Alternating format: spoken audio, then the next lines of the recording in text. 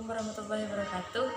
Saya Nazilatul Muwafiroh dari kelas BKI 1B akan menerangkan tentang materi filsafat bab 2 tentang mencari kebenaran.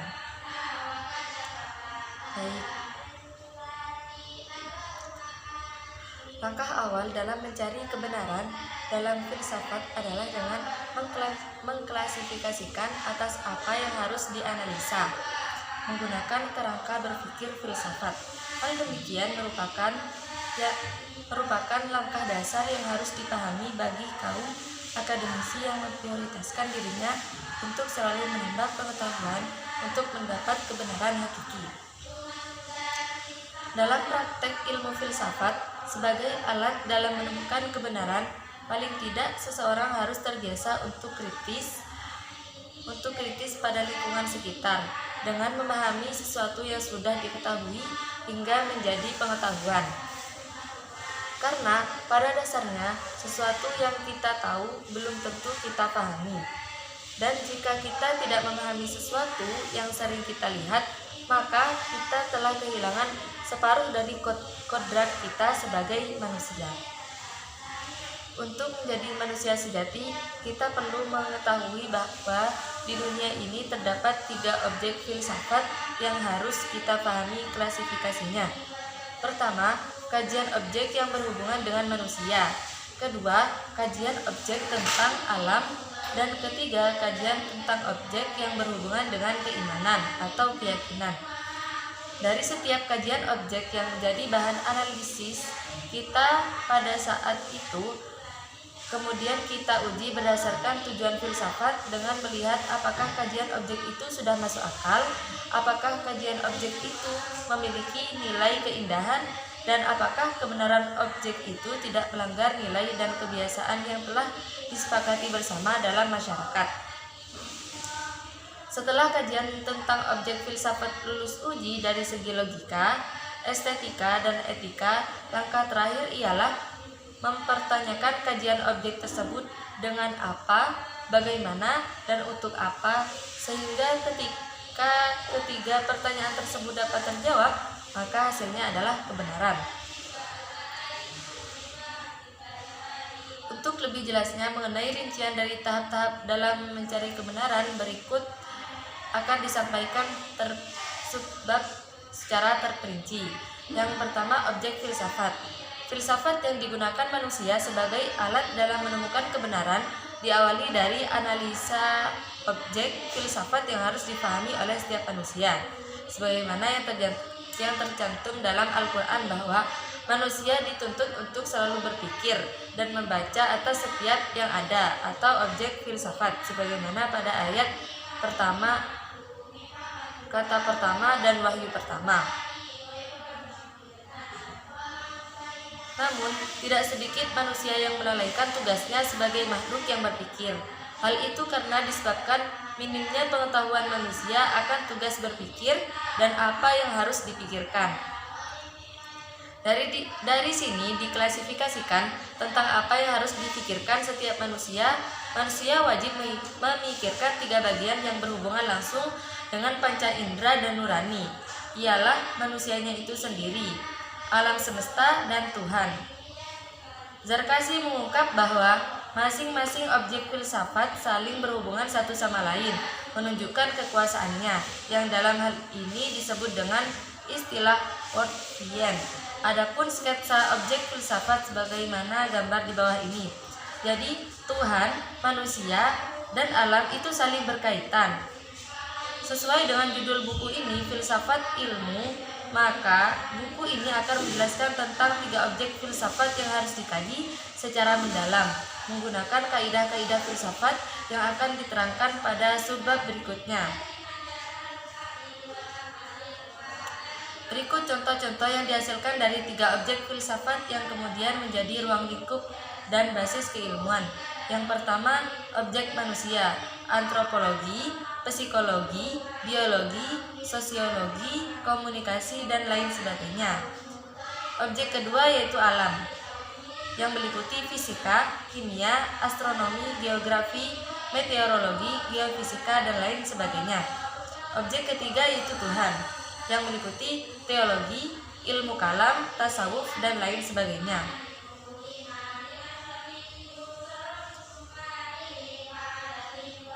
Berikut akan disajikan sekilas ulasan tentang masing-masing objek filsafat beserta contoh-contohnya.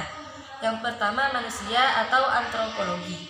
Manusia menjadi objek filsafat yang pertama karena manusia ialah satu-satunya makhluk di dunia bumi ini yang memiliki kemampuan berpikir dan tidak dimiliki makhluk yang lain buah dari ciptaannya. Hanyalah manusia yang berpikir akan dirinya sendiri. Kenapa ia berpikir? Dan hanya manusialah yang berpikir untuk selalu menyediakan makanan dan berantisipasi akan keterbatasan makanan tersebut. Pada konsep awal yang pernah dibahas mengenai manusia dibagi menjadi dua unsur, yaitu jiwa psikologi dan raga fisiologi. Konsep monisme dalam filsafat mengatakan bahwa jiwa dan raga adalah satu kesatuan, ibarat gambar Garuda dalam uang logam pecahan 100 rupiah. Selalu bergandengan dengan gambar kerapan sapi kapanpun dan dimanapun. Begitu pula jiwa dan raga akan selalu bergandengan dan berada dalam satu ruang dan waktu yang sama. Konsep monisme bertentangan dengan konsep dualisme dalam menganalisa jiwa dan raga pada manusia. Bagi konsep dualisme, jiwa dan raga adalah sebuah esensi yang berbeda, tidak pernah searah dan sejalan kendati pun berada dalam satu wujud dan watak manusia. Secara sederhana, jika kita di waktu mengiris bawang di dapur dan tanpa sengaja jari kita tergores oleh sebilah pisau yang digunakan, maka tangan kita akan terasa sakit secara fisik. Namun akan berbeda dengan rasa sakit yang ditimbulkan oleh pengkhianatan cinta, di mana seseorang yang selalu melintas dalam angan bergandengan tangan bersama orang lain, tentu saja hal ini tidak sakit secara fisik, melainkan sakit secara psikis, yang kemudian akan menimbulkan efek berantai sebagaimana dalam kutipannya Yazdi. Jiwa dan raga dalam unsur yang berbeda dan esensi yang berbeda pula juga sering tampak jelas ketika keinginan manusia dengan tingkah laku yang ditunjukkan mengalami kontradiksi, sebagaimana proyeksi yang dilakukan seorang muda-mudi ketika mengalami cinta pertamanya.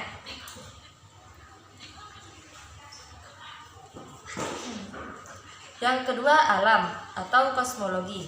Alam sebagai objek filsafat yang dimaksud adalah segala sesuatu yang dapat dilihat dengan menggunakan panca indera. Alam dalam hal ini bisa diartikan sebagai semesta dan isinya seperti hewan, tumbuhan, dan segala jenis makhluk hidup. Objek filsafat alam bisa juga berarti benda mati seperti batu dan gunung, serta unsur-unsur seperti air, tanah, udara, dan api. Atau lebih dari itu, seisi planet dalam tata surya juga merupakan objek dalam konsepsi filsafat alam. Contoh sederhana, burung merpati tercipta dengan kesetiaan yang melebihi manusia yang memiliki akal dan pikiran. Merpati dapat terbang bebas kemanapun ia berkehendak, namun ia tak pernah lupa kemana arah jalan pulang menuju pasangannya. Merpati tercipta dengan tanggung jawab yang besar, di mana merpati betina bertelur dan merpati jantanlah yang mengerami telur-telurnya hingga menetas. Bahkan lebih daripada itu, merpati tidak memiliki empedu dalam organ tubuhnya, sebagaimana manusia dan makhluk Tuhan yang lain. Hal itu bukan tanpa alasan, karena merpati tidak pernah mengutarakan sesuatu yang pahit pada pasangannya, melainkan ia akan selalu bertutur yang manis dalam lantunan rayuannya pada pasangan, tentunya dengan bahasa merpati. Yang ketiga, Tuhan atau teologi. Pembahasan Tuhan dalam disiplin ilmu filsafat sebagai salah satu dari objek filsafat kerap menjadi persoalan dialektis yang berujung justifikasi kesesatan pada salah satu pihak. Pertanyaan paling umum yang kerap menjadi pemicu persoalan ialah bagaimana wujud Tuhan, kenapa manusia harus bertuhan, Sejak kapan manusia mengenal Tuhan? Pertanyaan-pertanyaan tersebut bagi sebagian besar kaum agamawan dirasa terlalu liberal untuk seorang pemula yang belajar agama. Namun dalam Islam, hal tersebut sudah sangat lumrah dan telah diajarkan bahkan sejak di bangku sekolah dasar atau ibtidaiyah. Hanya mereka yang tidak menyadari bahwa wujud Tuhan telah dipelajari dan diajarkan sejak dini, yang mengklaim bahwa membicarakan wujud Tuhan adalah hal yang dilarang agama.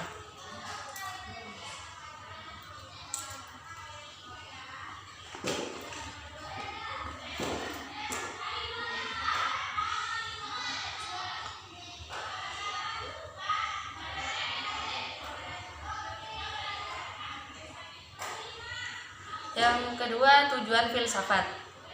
Setelah kita mengetahui bahwa objek filsafat terdiri dari antropologi, kosmologi, dan teologi, maka langkah selanjutnya dalam mencari kebenaran adalah dengan menguji objek filsafat tersebut berdasarkan logika, estetika, dan etika. Adapun cara uji paling sederhana ialah dengan mengajukan pertanyaan apakah objek filsafat yang menjadi bahan kajian dengan pertanyaan apakah kajian objek itu sudah masuk akal atau logika? Apakah kajian objek itu memiliki nilai keindahan dengan estetika? Dan apakah keberadaan objek itu tidak melanggar nilai dan kebiasaan yang telah disepakati bersama itu dalam etika? Uji logika berdasarkan salah benar, uji estetika berdasarkan jelek indah, dan uji etika berdasarkan buruk baik. Berikut pembahasannya. Logika, yang pertama logika. Memahami logika sebagai tujuan filsafat dapat diartikan dengan memberikan penilaian atau menguji objek filsafat, baik objek antropologi, kosmologi, maupun objek teologi dengan label salah atau benar. Kemudian, jika hasil labeling berada pada jawaban benar, maka akan dilanjutkan kepada tahap penilaian dalam estetika dan etika di tahap selanjutnya. Sebaliknya, jika dari hasil analisa didapatkan label salah, maka proses pencarian kebenaran tidak dapat dilanjutkan kepada dua tahap berikutnya sebagaimana disebut.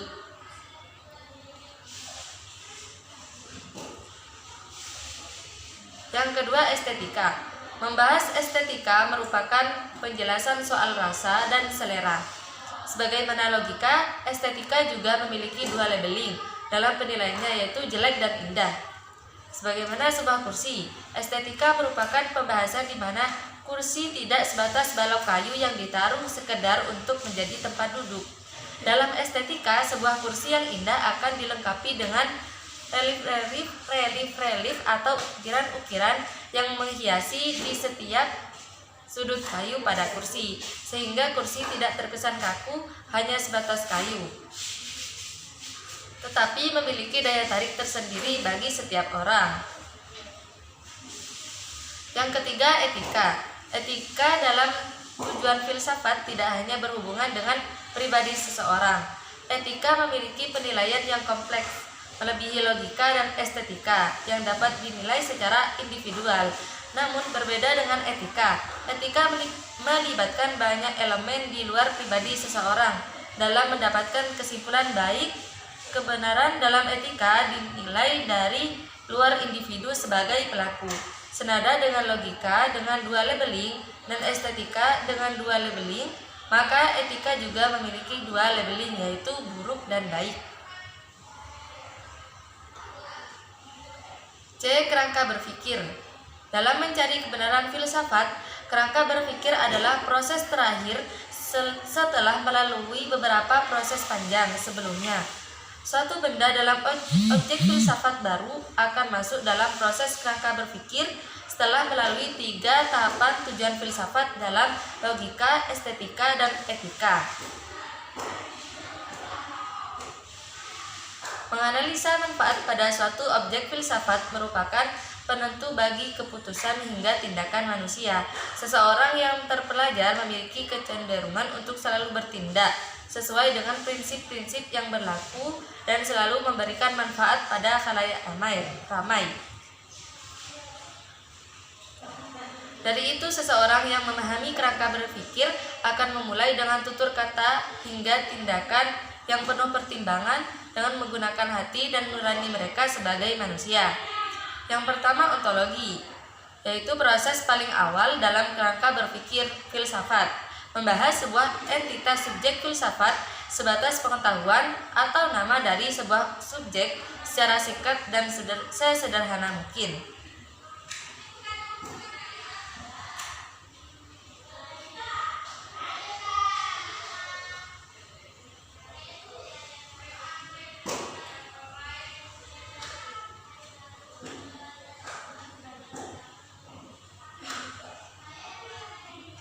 Yang kedua, epistemologi. Pembahasan epistemologi dalam kerangka berpikir filsafat merupakan pembahasan yang paling panjang dan kompleks. Jika dalam ontologi pertanyaan dasar adalah apa, maka dalam epistemologi yang menjadi pertanyaan dasarnya adalah bagaimana. Epistemologi membahas tentang bagaimana proses memperoleh pengetahuan. Untuk menghasilkan jawaban dari pertanyaan bagaimana adalah sesuatu yang sangat luas dan terperinci agar pertanyaan tersebut terjawab sepenuhnya. Tentunya untuk menghasilkan jawaban yang sesuai sangat membutuhkan analisa yang tajam dan pemahaman yang mendalam, menurut Jalaluddin dan Abdullah. Yang ketiga, aksiologi, bahwa proses terakhir dalam mencapai kebenaran dalam filsafat ialah tahapan aksiologi. Jawaban aksiologi adalah jawaban yang akan memutus mata rantai cara manusia berpikir hingga menghasilkan output kebenaran dalam filsafat. Kebenaran yang dimaksud adalah memberikan manfaat bagi manusia, kendatipun objek filsafat terdiri dari antropologi, kosmologi, dan teologi. Aksiologi adalah sebuah konsepsi yang akan menghubungkan tiga objek filsafat tersebut hingga memberikan kemaslahatan pada suatu objek sebagai subjek, yaitu manusia yang merupakan ciptaan yang paling sempurna yang pernah ada di muka bumi ini.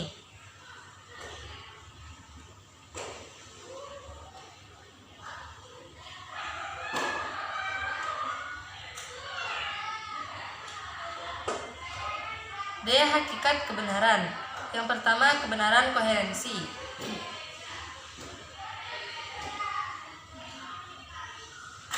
Dalam buku filsafat ilmu yang berjudul Sebuah Pengantar Populer, menceritakan tentang kisah seorang siswa dengan guru yang pembohong. Bagaimana tidak, pada pelajaran matematika di minggu pertama, sang guru menerangkan bahwa 3 plus 4 sama dengan 7. Pada minggu kedua juga, pada mata pelajaran yang sama, guru tersebut menerangkan 5 plus 2 sama dengan 7. Dan minggu ketiga, guru itu menerangkan 6 plus 1 sama dengan 7. Sebuah kisah sederhana dengan konsepsi kebenaran yang berbeda. Tidak salah ketika anak tersebut mengklaim bahwa guru tersebut adalah guru pembohong. Baginya, pernyataan yang benar adalah pernyataan yang konsisten. Namun demikian, kita juga tidak dapat menyalahkan sang guru dengan 3 langkah penjumlahan yang menghasilkan angka 7. Konsepsi inilah yang disebut dengan kebenaran koherensi. Konsepsi kebenaran dengan multi perspektif namun satu tujuan.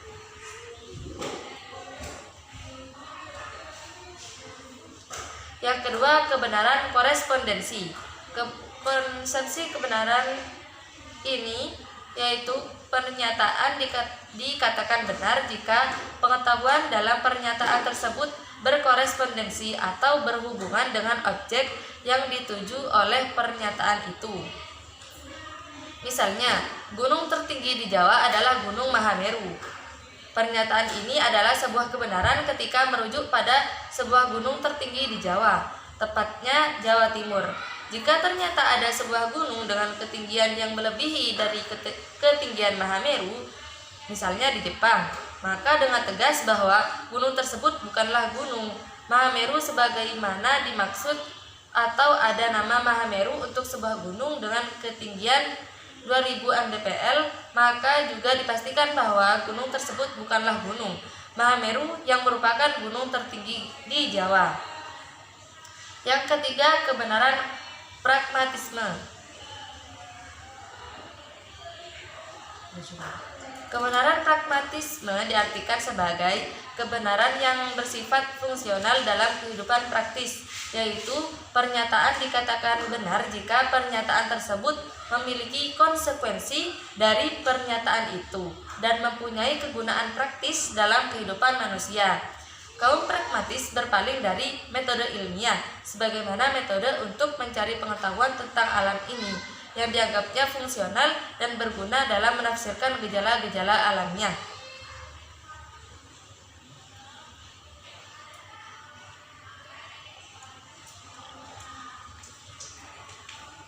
Sesuatu yang dianggap valid atau sesuatu dianggap benar dalam pragmatik bila sesuatu tersebut tepat sasaran,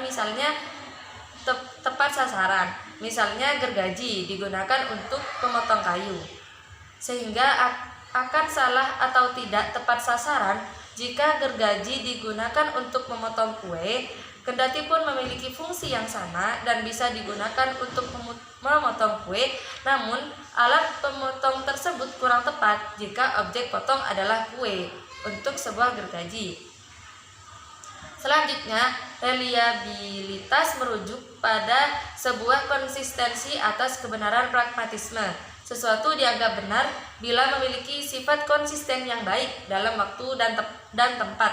Misalnya, di suatu tempat gergaji digunakan sebagai alat pemotong kayu, maka tersebut dianggap konsisten atau reliable. Bila di tempat yang berbeda dengan waktu yang berbeda pula, sebuah gergaji juga berfungsi sebagai alat yang digunakan untuk memotong kayu. Baik, demikian penjelasan materi filsafat menuju mencapai kebenaran dari saya. Sekian, terima kasih. Wassalamualaikum warahmatullahi wabarakatuh.